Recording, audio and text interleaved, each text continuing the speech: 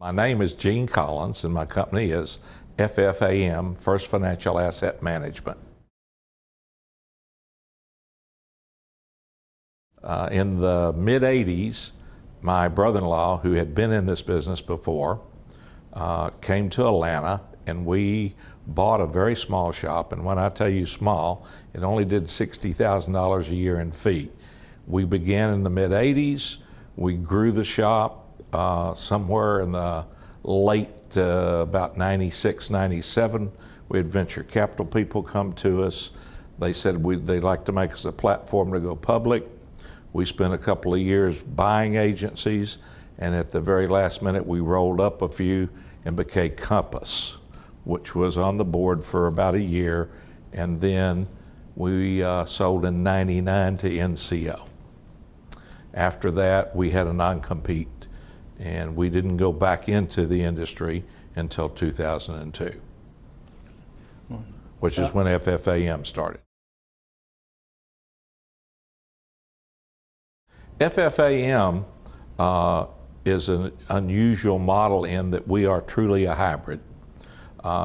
We have a division that is pure collection, contingency business, and we have a separate division that does debt buying. On the collection side, we specifically do consumer and bank credit card, we do auto deficiency, and we do subrogation, both insurance and rental car. And we specialize in that, and we really don't deviate out of it. What we see happening is there is degradation in the curve. We've been very fortunate in that we believe that the secret to collections is to never lose sight of contacts and closes. We watch that very closely on our floor by the hour. So anything else that you can find, technology, new ideas, additional help on the floor for training that gets the number of contacts up and the closes up, is what we find really makes us successful. That includes some offshore work. We are doing some offshore. We find that by scoring, there are some offshore people that, because of the cost, we can add number of people for penetration and justify the cost there. Are you doing far offshore or what they call near shore? No, we're India. That's far. Mm-hmm.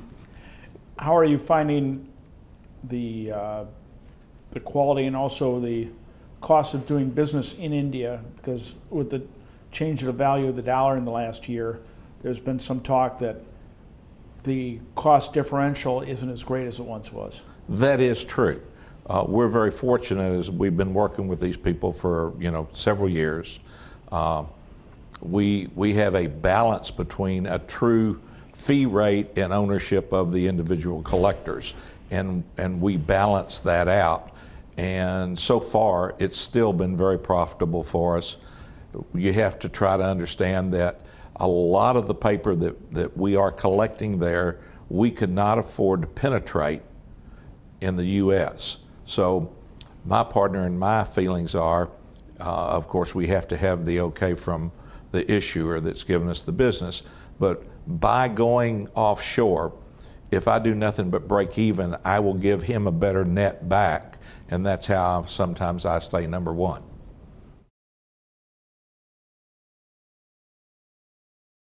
Well, I'm old enough that I remember the card system in the old IBM 34s, where we printed and sent that to the client.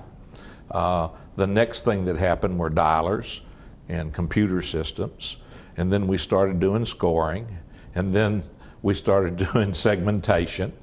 And I believe that IT has and will continue to evolve. I don't believe any agency can stay on top of the game that doesn't experiment with and use the newest technology that's available. That includes intelligence, meaning voice to text mail, for instance. We've instituted and should have it up and running for the end of the year, where they can reach us by the internet. and they can pay their bill by the internet.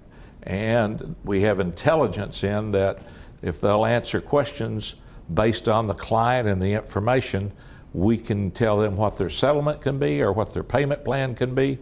And if you ask me, well, what percent is that? I can't tell you, but my feeling is just like the offshore work. If it's only 5 or 8% of the people that we collect from, it'll be more profitable for us.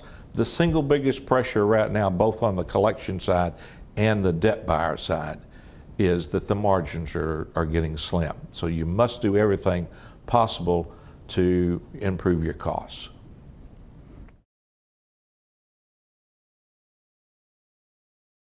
Well, I think there's some very important things.